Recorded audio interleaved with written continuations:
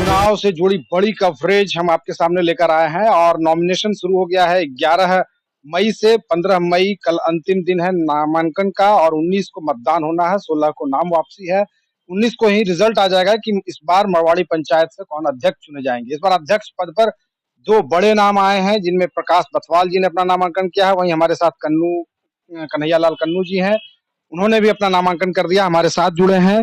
और इससे पूर्व भी ये कई पदों पर मरवाड़ी पंचायत की जो विभिन्न विंग हैं उन पे कई पदों पर ये अपना भूमिका निभा चुके हैं।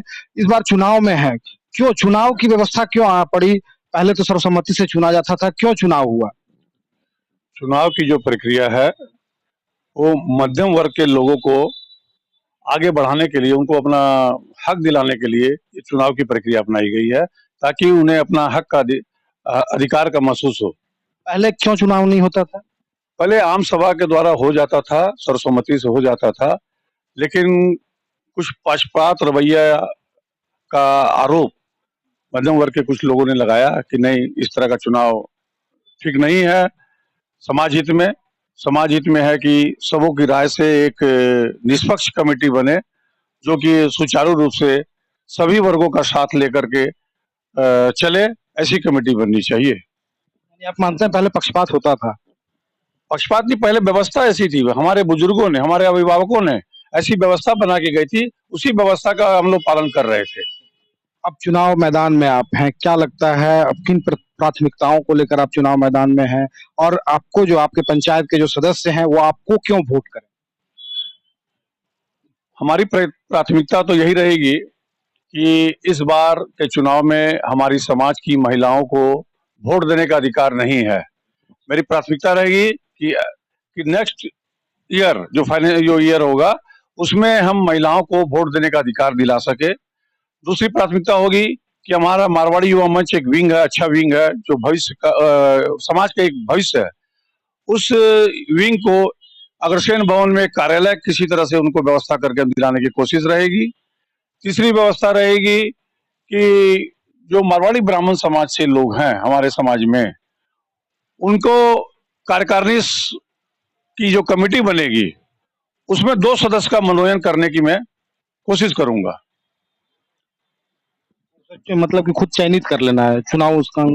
हाँ, वो जैसी व्यवस्था बनेगी कार्यकारिणी समिति से मिल करके, अगर मैं अध्यक्ष बनता हूँ तो मैं व्यवस्था लागू करूंगा कि चयनित करे या मनोनयन कर रहे, लेकिन मारवाड़ी समाज के ब्राह्मण बंधुओं को 2 स्थान मिले, ये मेरी प्राथमिकता रहेगी। लेकिन कुछ सदस्य से मैं बात कर रहा था तो उन्होंने कहा कि इस बार वो परिवर्तन के मूड में है। पिछली कमेटी में भी आप कहीं थे शायद?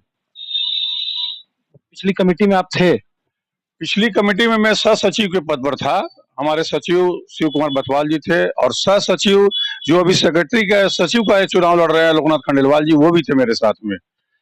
लेकिन सुचारू रूप से ढंग से कमेटी चली और डेवलपमेंट का काम काफी हुआ अग्रसेन भवन में। बाहर में मेरे द्वारा कोशिश करके बाहर में अग्रसेन भवन के बाहर में 200 केवी का ट्रांसफार्मर लगवाया गया। रोड पर, सड़क पर पेवर ब्लॉक्स का हम बिछवाए, वहां पर वो काम करवाए हैं।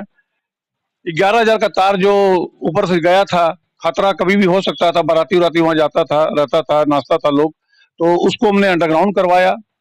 इस तरह के मैंने कई कार्य किए हैं अग्रसेन भवन में। और मैं समाज के प्रति रात को 12 बजे भी किसी व्यक्ति ने अगर मुझे आवाज देता है तो मैं उसके दरवाजे पर हाजिर रहता हूं। मेरी प्राथमिकता है समाज सेवा।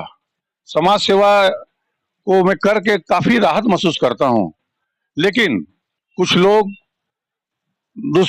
भ्रांतियां फैला रहे हैं समाज में, तरह तरह की अफवाहें, तरह तरह की बातें कर रहे हैं। वे क्षणिक लोग हैं जो समाज का भला नहीं चाहते हैं।